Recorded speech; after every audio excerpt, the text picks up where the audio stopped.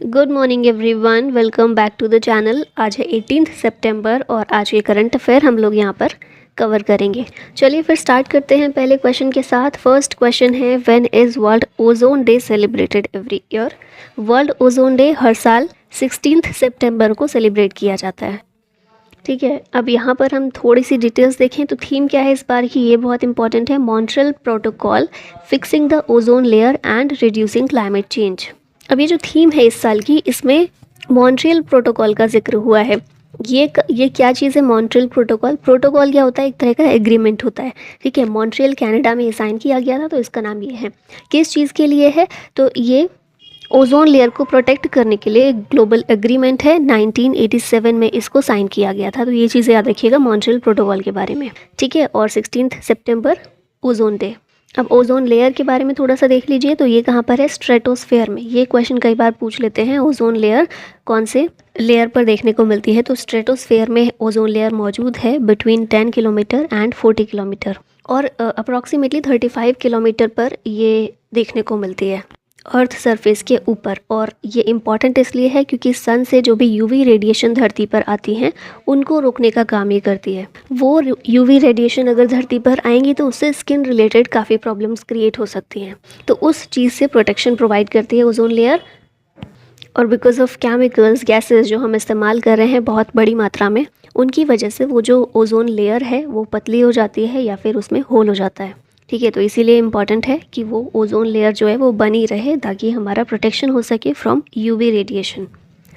Next question है, which medal did Neeraj Chopra won in Eugene Diamond League 2023। इसमें नीरज चोपड़ा ने जीता है सिल्वर मेडल। सेकेंड स्पॉट पर रहे हैं। और भाला इन्होंने कितनी दूरी पर फेंका? तो ये 83.80 मीटर। गोल्ड मेडल किसने जीता? सेकेंड स्पॉट पर तो रहे नीरज चोपड़ा सिल्वर मेडल के साथ, और फर्स्ट पर गोल्ड मेडल जीता है चेक रिपब्लिक के जैकब वाटलेज। और ये जो यूजीन डायमंड लीग है हुई कहाँ पर? यूएसए में।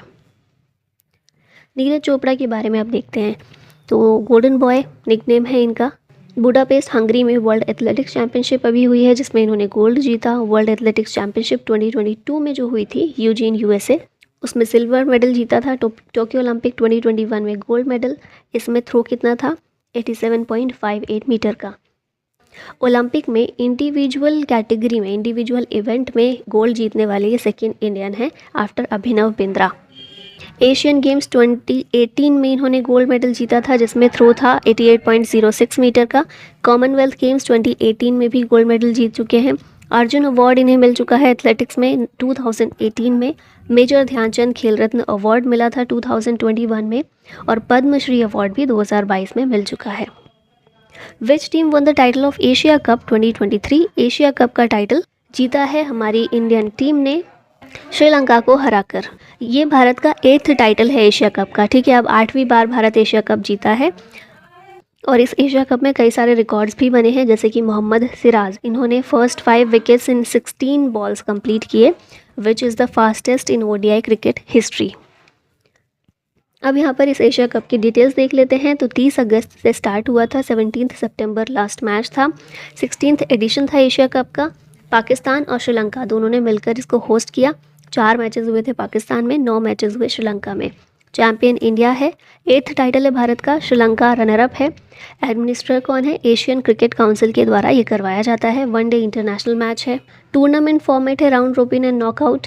पार्टिसिपेंट 6 टीम्स इसमें थी। 13 मैचेस हुए कुल। प्लेयर ऑफ द मैच कौन रहे? Mohammed Siraj. Player of the series Kuldeep Yadav.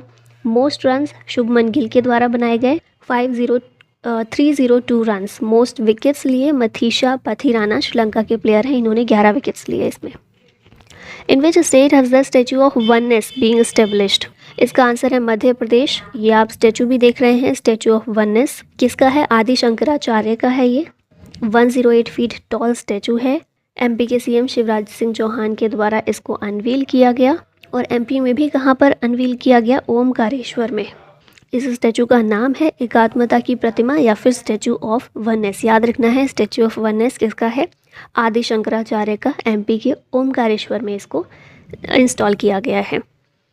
यहाँ पर देख लेते हैं इंपॉर्टेंट स्टैचूज़। तो स्टैचू ऑफ इक्वालिटी है रामानुजाचार्य का, 216 फीट का है, हैदराबाद में स्टेब्लिश है। Statue of knowledge B R Ambedkar का है, 70 फीट का है, लातूर महाराष्ट्र में। स्टैचू ऑफ पीस रामानुजाचार्य का है ये भी, और जम्मू कश्मीर में है।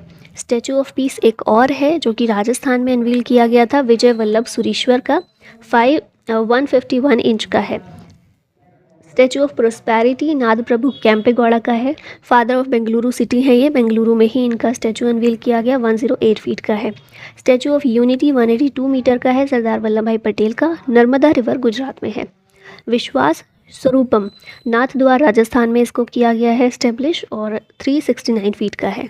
फिर आता है statue of Buddha, reclining Buddha, India का largest reclining statue of Buddha है ये, 100 फीट लॉन्ग और 30 फीट हाई है, और बोध गया बिहार में इसको बनाया गया है। Statue of Lord Hanuman 108 feet का है, मोरबी गुजरात में इसको इंस्टॉल किया गया। और वर्ल्ड का टॉलेस्ट स्टैचू ऑफ माता सीता 251 फुट लॉन्ग है ये, सीतामढ़ी बिहार में इसको इंस्टॉल किया गया है। और अभी हमने देखा स्टैचू ऑफ वननेस आदि शंकराचार्य का MP. Which ministry has launched स्वच्छता पखवाड़ा 2023, रेलवे मिनिस्ट्री के द्वारा इसको लॉन्च किया गया है। ये इनिशिएटिव जो शुरू किया गया है इसका एम है to promote cleanliness and environmental consciousness. 16 सितंबर से शुरू किया गया, 30 सितंबर तक ये जो इनिशिएटिव है चालू रहेगा, इसको ऑब्जर्व किया जाएगा। स्वच्छता पखवाड़ा 2023, मिनिस्ट्री ऑफ रेलवेज़। अब यहाँ पर मिनिस्ट्री रिलेटेड करंट अफेयर को कर लेते हैं रिवाइज। तो सबसे पहले आती है मिनिस्ट्री ऑफ एजुकेशन, जिसने लिटरेसी वीक को सेलिब्रेट किया, ऑब्जर्व किया from 1 to 8 September. Ministry of education के द्वारा जो मिनिस्टर ऑफ एजुकेशन हैं धर्मेंद्र प्रधान, इनके द्वारा कॉमिक बुक एक लॉन्च की गई, जिसको डेवलप किया एनसीईआरटी और यूनेस्को ने। मिनिस्ट्री ऑफ टूरिज़्म ने G20 tourism and STG dashboard को अनवील किया। फिर आते हैं जितेंद्र सिंह, जो कि हैं union science and technology minister, इनके द्वारा एक नई वैरायटी लोटस फ्लावर की अनवील की गई है। इस लोटस में 108 पीटल्स हैं, जिनका नाम इस फूल का नाम रखा गया है नमोह 108, और NBRI जो है नेशनल बोटानिकल रिसर्च इंस्टीट्यूट, इसके द्वारा इसको डेवलप किया गया था। Minister of road transport and highways Nitin Gadkari, इनके द्वारा Bharat new car assessment programme Bharat NCAP launch किया गया है। India recently organised its first investment forum 2023 with which country, तो ये है Saudi Arabia. Investment forum 2023 India ने ऑर्गेनाइज़ किया सऊदी अरबिया के साथ में, और कहाँ पर किया है, नई दिल्ली में किया है। ये पहला फॉर्मल इन्वेस्टमेंट सिम्पोजियम है between the two nations. Over 500 companies दोनों कंट्रीज से इन्होंने पार्टिसिपेट किया। और अभी कुछ समय पहले हमने देखा था अल मोहद अल हिंदी एक्सरसाइज इंडिया और सऊदी अरबिया के बीच कंडक्ट की गई थी। Recently the government of which state has launched मुख्यमंत्री संपूर्ण पुष्टि योजना। ये जो स्कीम है उड़ीसा गवर्नमेंट की है, तो यहाँ पर ऑप्शन बी करेक्ट है। उड़ीसा के CM है नवीन पटनायक, जिन्होंने इस स्कीम को अनवील किया, along with complementary Pada Pushti Yojana to address the nutritional needs of mothers, adolescent girls and children in the state. अब इसमें क्या होगा, रूरल और ट्राइबल एरियाज़ में जो भी यंगस्टर्स रहते हैं उन तक कुक्ड फूड पहुँचाना इस स्कीम का एक उद्देश्य है। यहाँ पर स्टेट्स की स्कीम रिवाइज कर लेते हैं फटाफट से। मोबाइल वैन प्रोग्राम है हिमाचल का, अबुआ आवास योजना झारखंड, इंदिरा गांधी स्मार्टफोन योजना राजस्थान की है, मुख्यमंत्री निशुल्क Annapurna food packet scheme Rajasthan की, मो जंगल जमी योजना ओडिशा, अमृत वृक्ष आंदोलन असम, नंदिनी कृषक समृद्धि योजना यूपी, नंद बाबा मिल्क मिशन उत्तर प्रदेश, गृह लक्ष्मी स्कीम तेलंगाना और गृह लक्ष्मी स्कीम कर्नाटका ने भी लॉन्च की है, गोधन न्याय योजना छत्तीसगढ़, अंत्योदय श्रमिक सुरक्षा योजना गुजरात, मुख्यमंत्री सीखो कमाओ योजना MP गवर्नमेंट की है। Araku coffee which was one of the gifts presented to leaders at G20 summit is from which state. हमने GI टैग्स का एक वीडियो भी किया हुआ था ना अलग से, उसमें भी हमने इसको देखा था। अराकू कॉफ़ी जो है आंध्र प्रदेश से बिलोंग करती है, GI टैग भी इसको मिला हुआ है। अराकू वैली है आंध्र प्रदेश में, उसी के नाम पर इस कॉफ़ी का नाम भी रखा गया है। ये जो कॉफ़ी है इसकी खासियत ये है कि वर्ल्ड की पहली टेरॉयर मैप्ड कॉफ़ी है grown on organic plantation in the Araku valley. और G20 लीडर्स को जो बहुत सारे गिफ्ट प्रेजेंट किए गए उनमें से एक ये अराकू कॉफ़ी भी थी। अब यहाँ कुछ GI टैग्स रिवाइज कर लेते हैं। अलीबाग वाइट अनियन है महाराष्ट्र का, तंदूर रेड ग्राम तेलंगाना, रक्त से कारपो एप्रिकॉट लद्दाख, मिथिला मखाना बिहार, गामोसा हैंडीक्राफ्ट असम, कंदांगी साड़ी तमिलनाडु, पलानी पंचामृतम तमिलनाडु, खोला चिली गोवा, काजी नेमू असम, तिरूर बीटल लीफ केरला, डिंडीगुल ताले हैं तमिलनाडु के, नरसिंहपेट्टई नागस्वरम है तमिलनाडु का। और तमिलनाडु के पास ही सबसे ज़्यादा नंबर्स ऑफ जीआई टैग्स हैं। 55 प्रोडक्ट्स ऐसे हैं जिनको जीआई टैग मिला हुआ है तमिलनाडु के। India got which rank in grass roots crypto adoption. तो रिसेंटली ही ग्लोबल क्रिप्टो अडॉप्शन इंडेक्स जारी किया गया है जिसमें भारत की rank grass roots crypto adoption में आई है फर्स्ट। अब देखिए कुछ चीज़ें याद रखनी है यहाँ पर कि ये जो ग्लोबल क्रिप्टो अडॉप्शन इंडेक्स जारी किया जाता है, पहली चीज़ चैनलिसिस के द्वारा इसको रिलीज़ किया जाता है। अब ये 5 सब इंडेक्स हैं जिनके ज़रिए प्रॉपर पूरा इंडेक्स तैयार किया जाता है और रिलीज़ करते हैं, ठीक है। मतलब इसकी 5 सब इंडेक्स भी रिलीज़ किए जाते हैं। तो अभी ये जो ग्रास रूट क्रिप्टो अडॉप्शन है ये 4th इंडेक्स है या 4th सब इंडेक्स है इस साल का जो जारी करना था उनको। इसमें ही भारत फर्स्ट नंबर पर आया है, बजाय इसके कि गवर्नमेंट ने कुछ टैक्सेशन रूल्स भी बनाए हुए हैं, कुछ स्ट्रिंजेंट रूल्स बनाए हुए हैं, उसके बाद भी हम फर्स्ट नंबर पर हैं। क्योंकि बजट आपने पढ़ा होगा 2023 का, तो उसमें गवर्नमेंट ने 30% टैक्स जो भी गेंस हो रहे हैं क्रिप्टो के ज़रिए, क्रिप्टो करेंसी के ज़रिए जो भी गेंस होंगे, जो भी फ़ायदा होगा उस पर 30% का टैक्स लगाया था। और 1% TDS tax deducted at source जो है 1% वो लगाया गया था। तो काफ़ी स्ट्रिंजेंट से टैक्सेशन रूल्स थे, लेकिन उसके बावजूद भी फर्स्ट नंबर पर हैं Bharat grass root crypto adoption के मामले में।